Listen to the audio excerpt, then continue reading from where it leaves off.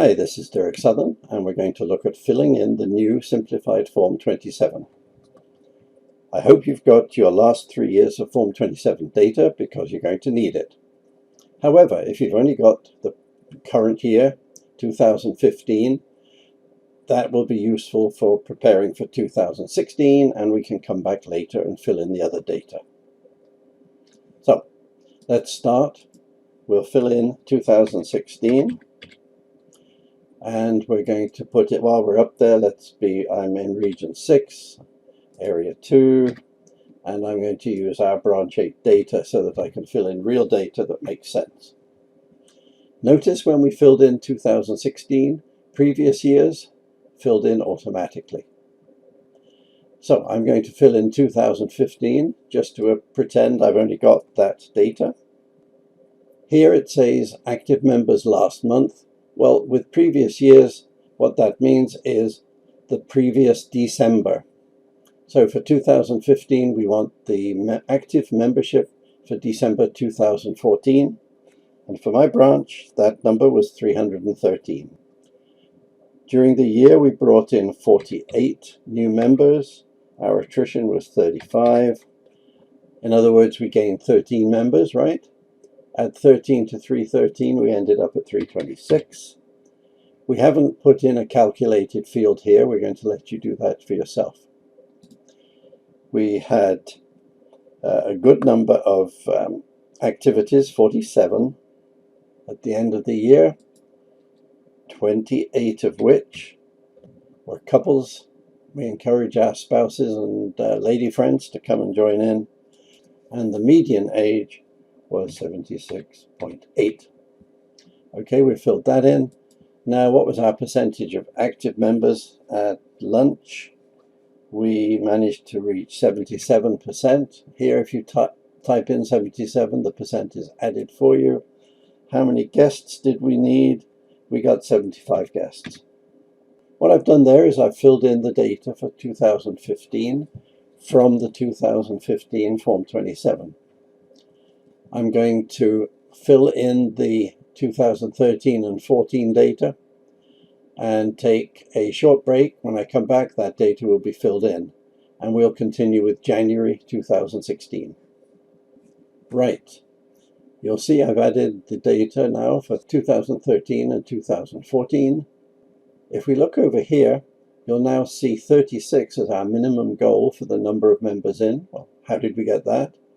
Well, last year we lost 35 in attrition, 35 plus 1 for the growth, 36. 326 members at the end of the year. Add 1, minimum goal, 327. How do we get 36 new members? Well, we bring in guests. Last year we brought in 75 guests to our luncheons, and that yielded 46 members.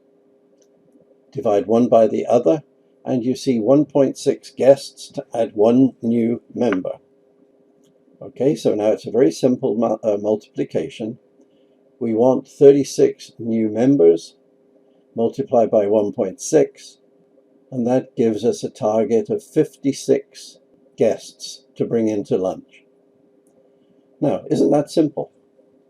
Your BEC now has a goal, bring in 36 new members. To do that, you want 56 guests, and you can keep track of that every month of the year. Let's start with January. We click on Report Month here, and the little down arrow shows. Select, the print is rather small, but that's a problem with Excel. We couldn't do anything about it. Select January. Notice we've got some other numbers jumped in now. Where did 326 come from? Well, it was the previous month ending. So, number of active members in December 2015 carries over to January 2016 as the start. I don't know how many members in and out we'll have, but let's make an assumption. Let's say we have 3 new members coming in, and let's say we have 6 members leaving, some form of attrition. And when we click enter, it will recalculate 3 in, 6 out, we end up with, at the end of the month, with 323. How many members did we have coming to lunch? How many active members? Typically, January is a high number for us. Last year was around 260. We've got lots of new members. So let's say we've got 262 of our members come in. That turns out to be 81%, normal for January. How many guests should we have in? We normally run some sort of incentive for January guests to get a good start on the year. So let's say we get 8 guests. So with 8 guests, we've now finished. If we come to February and I want to do February, I click on January there, down comes the down arrow, select February. The 323 active from January jumps up to February. We can now enter the data and we're beginning to go through the year. I've just put January back as the month. Here we only have 1 month of data, but when you look at the active members from the previous month, or the number of members coming in, or the attendance at lunch, you can see, for example, 81% at lunch. That's a high number. It's higher than the average for the year, but that's typical. But you can see we're in good shape. We have 2 months that are Ladies' Day luncheons. Ours are in June, so let's enter LDL there. And the second one, Christmas, is in December, so let's add LDL there. By doing that, we discount the number that's entered for the number of branch members in attendance. The average ignores any month that has LDL at the top. So typically, we'll have around 200, 250 total people attending lunch on Ladies' Day, but only half of them are active members, so that means we have about a 40% attendance. That would wreck our annual average. So what the calculation does is ignore the data in any month that has LDL above it. So the percentage represents your average attendance at a genuine members luncheon, not Ladies' Day luncheons.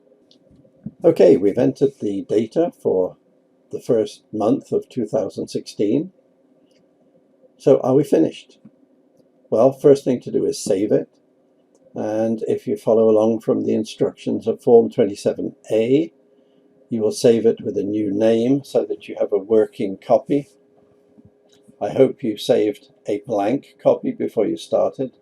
Then the most important thing is to report your branch's data. We report to 2 groups. One is the state, and we send in the form to Sir State Form 27 at gmail.com.